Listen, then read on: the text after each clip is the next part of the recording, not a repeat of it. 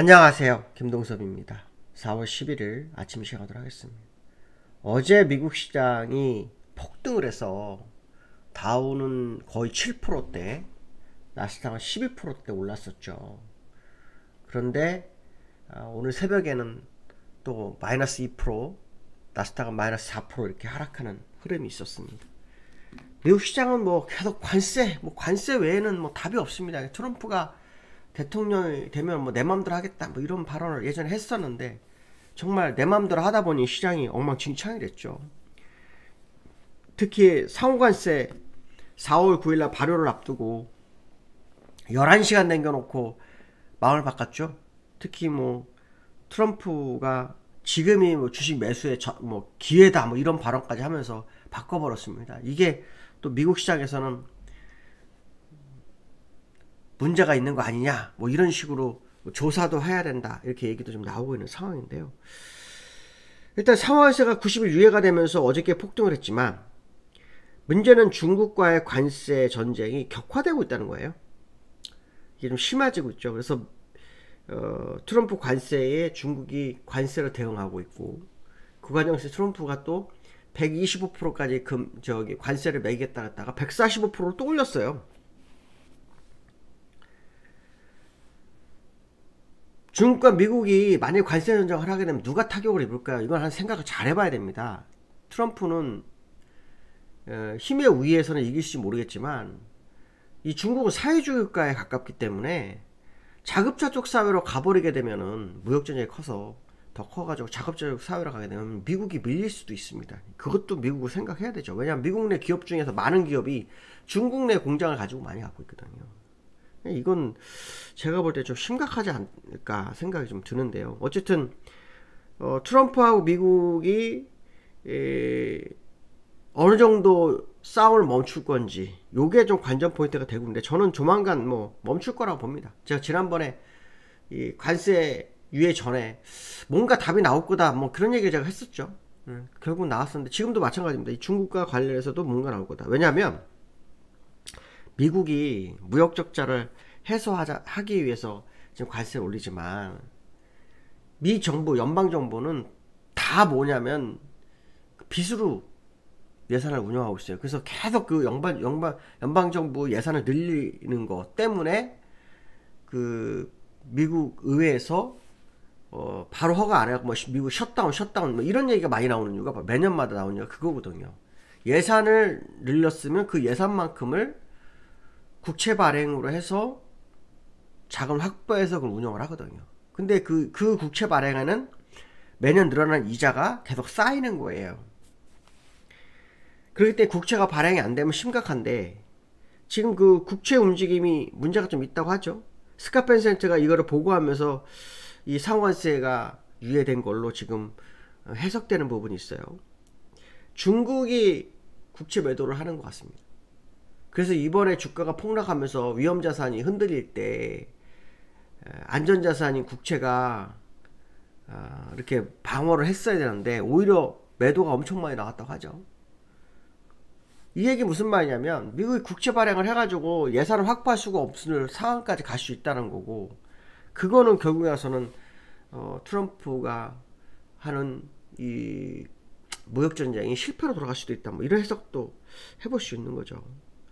어쨌든 중요한 것은 뭐냐면 관세 전쟁이 유예된 에 대한 그 기대감에 중국과의 무역 분쟁에 대한 반감 이 두 개가 싸움이 되는 상황인데 기대감을 일단 확실히 이제 작용을 할 거고 반감 문제가 해결 언제 될 거냐 그렇게 길게 끌고 가지 못할 겁니다.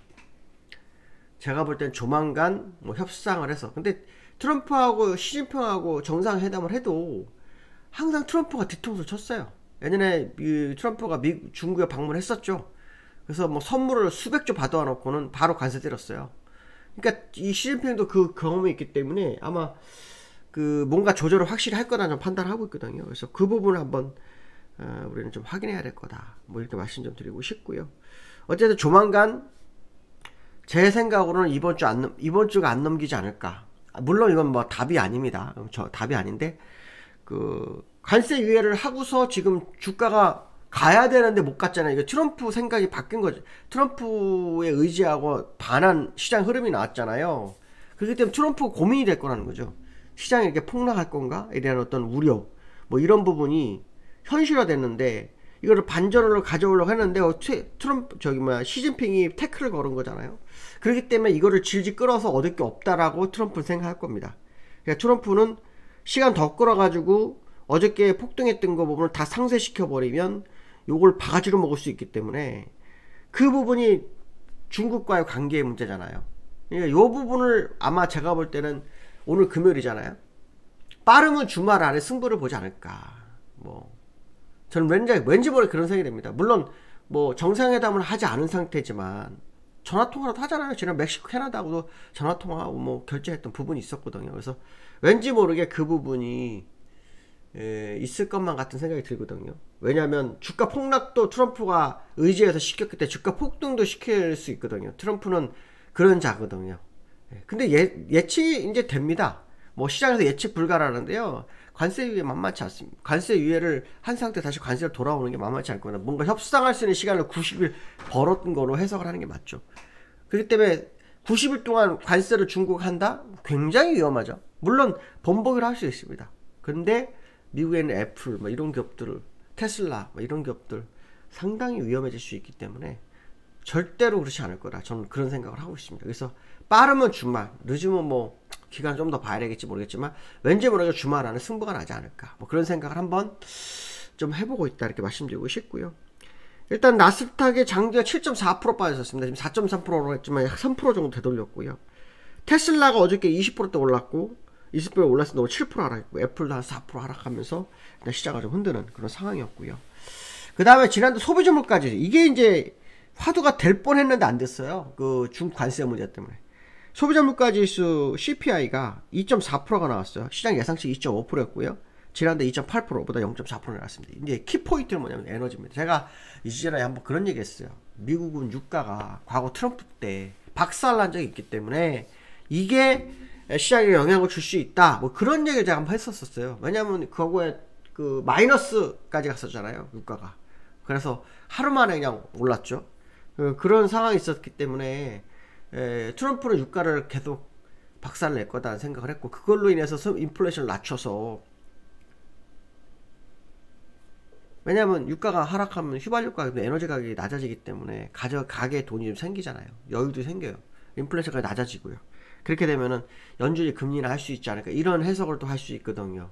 그러니까 지금 다 좋았는데 중국이 딱 걸림돌이 된 겁니다. 중국은 미국 좀 다를 수 있습니다. 왜냐면 예전에 그 G2였던 일본 G2였던 걸 아시죠? 일본 G2였을 때 미국이 일본 박살냈죠. 그래서 프라자 합의로 해가지고 뭐 환율 뭐 이런 거 적용하고 막 그랬지 않습니까? 그러고 난 다음에 일본이 뒤쳐졌죠. 부동산 가격도 떨어지고 막 뒤처진 상태에서 중국이 부상을 했는데, 중국은 인구가 많습니다. 그리고 일본은 자본주의 국가인데 중국은 사회주의 국가입니다. 그게 쉽지가 않다는 거죠. 사회주의 국가, 지금도 이 중국이 아무리 경제 성장했어도 아직도 뒤처진 사회 분위기가 있거든요.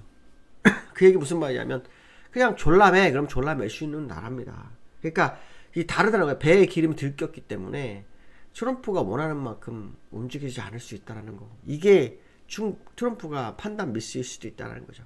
그래서 저는 그런 생각을 한번 해봅니다. 어쨌든 이런 얘기 하다 보니까 길어졌는데요. 나스닥 4.3%, 그다음 다우는 2.5% 하락했습니다. 기술적으로 보시면 다우가요, 장중할 때 5% 빠졌습니다. 어저께 장중할 때 8.3% 갔다가 7.8%로 끝났는데, 거의 뭐 절반 넘게 되돌렸다가 일단 낙폭을 줄이고 끝났습니다. 여기서 중요한 것은 5일선을 지지하고 올라왔다는 겁니다. 아직 캔들이 끝난 게 아니죠. 그러니까 트럼프 입장에서는 여기서 반등하고 쭉쭉 가야 되는 거를 지금 중국 때문에 못 갔다라는 거, 이게 되게 중요한 거고요. 나스닥도 역시 마찬가지죠. 장중한 때 7%까지 빠졌습니다. 어저께 12.5%의 절반 넘게 빠졌다가 4%, 3분의 1로 줄이고 끝났죠. 그러나 여기서 5일선을 타고 있는 건 상당히 긍정적이다, 이렇게 보시면 되고요. 그 다음에 유가 한번 먼저 좀 보면, 유가를 보시면 국제 유가를 좀 보면은 서부텍사스 중진류가 박살났죠. 50불까지 빠졌었습니다. 50불. 지금 60불을 끝났거든요. 근데 제가 이제 옛날에 월봉 보여주면서 이 얘기 했었죠. 이거 깨질 수 있다.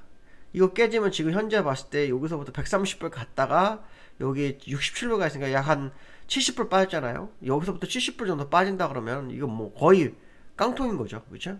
예, 그렇게 되진 않을 거고, 여길 깼기 때문에 저는 요 라인, 지금 미국 그 트럼프가 생각하는 요 라인일 거다, 40불대일 거다 판단하고 있기 때문에 인플레이션이 내려오면서 금리 인하에 대한 기대감을 살릴 수 있다. 문제는 뭐냐면 중국과의 관세를 어떻게 빨리 마무리하느냐의 싸움입니다.